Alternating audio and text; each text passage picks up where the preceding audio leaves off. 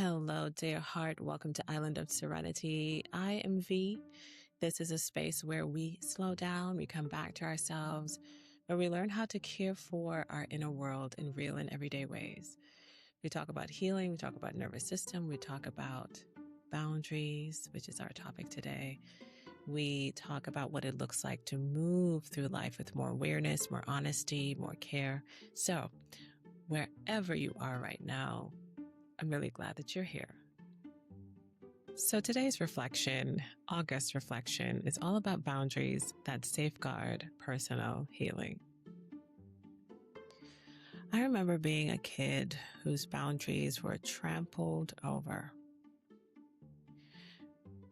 If I said no or I didn't like something, I was being very disrespectful.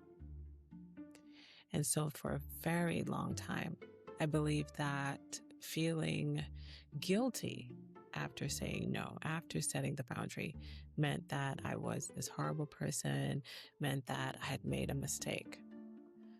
Or maybe I was being too harsh. Or maybe I should have explained myself better. Maybe I should have given another chance. Or had another conversation. Or maybe made another exception. And that guilt was so heavy.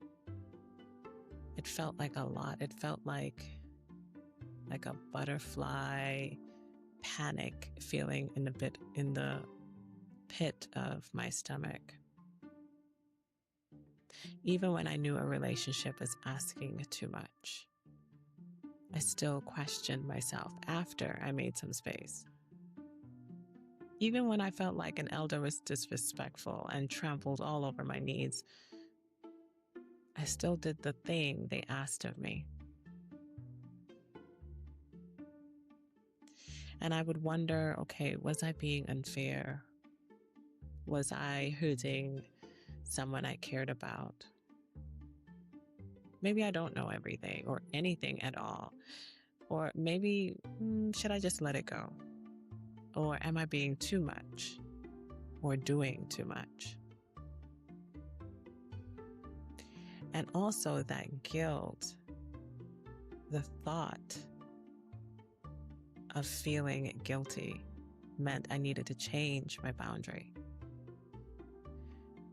But I learned that guilt just appears when I stop doing what I always used to do. If I'm used to keeping the peace and making space for others, explaining myself, or putting someone else's comfort first, and choosing myself can feel strange. Just because something feels unfamiliar doesn't mean it's wrong. And that's been one of the harder lessons for me to learn.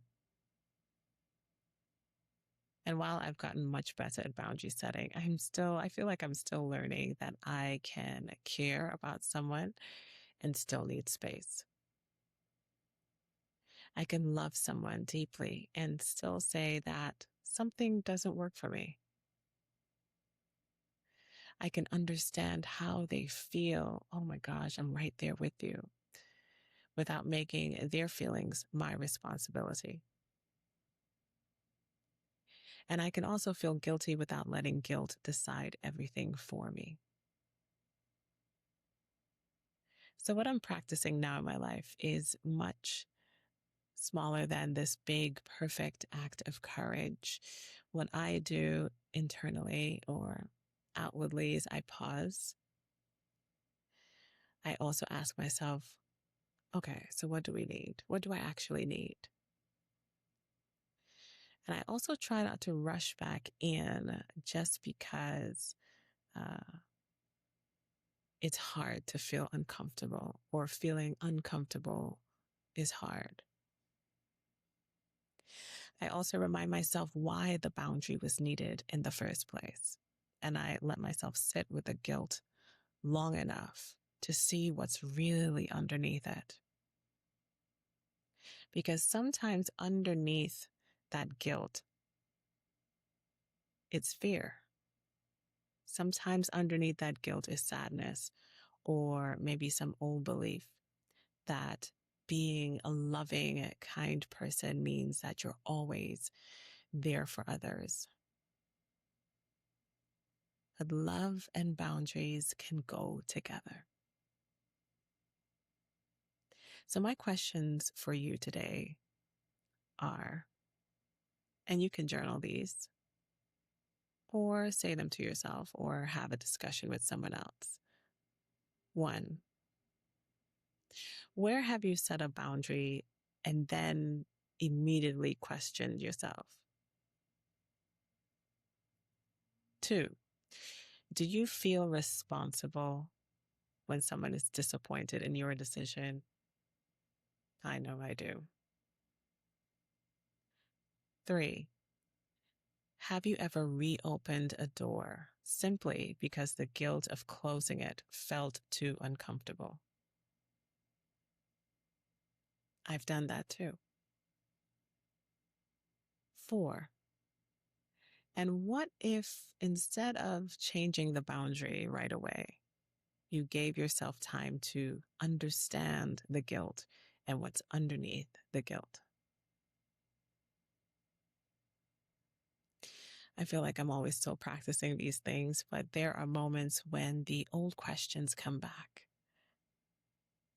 But there are also peaceful moments when I realize, hey, I did not abandon myself.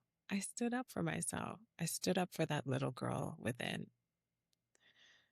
Moments when I can breathe a little bit easier because I respected what I needed. And part of healing is not becoming someone who never feels guilty. We're human beings. But becoming someone who can feel the guilt, listen to it, and still choose what's healthy.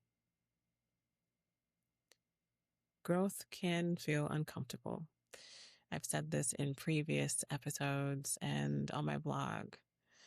Growth can feel uncomfortable. It can be messy, but it can also make space for peace and love and laughter and a life that feels more like your own. So today, this is your reminder, darling. Your needs matter too.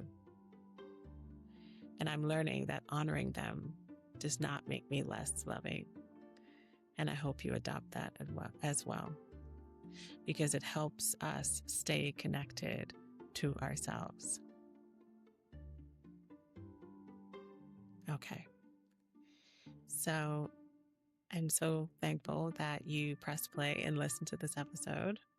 Thank you so much. I don't take it lightly. If you enjoyed today's episode, don't forget to subscribe, leave a short review. Tell me what you think. Your feedback really helps me reach more listeners and continue building this space. To stay connected, you can join the community through my newsletter, where I share other reflections and resources. And if you're looking to begin or deepen your journaling practice, I do have a free journaling startup guide with prompts and mindfulness practices and simple ways just to get started. It's all available on my website. I would love to hear from you. And let me know if there's a topic that I should do a podcast on. Okay, until next time, take care of yourself and come back to yourself again and again and again. And remember, your calm, your clarity, and your peace are always within reach. So keep coming home to yourself. Later.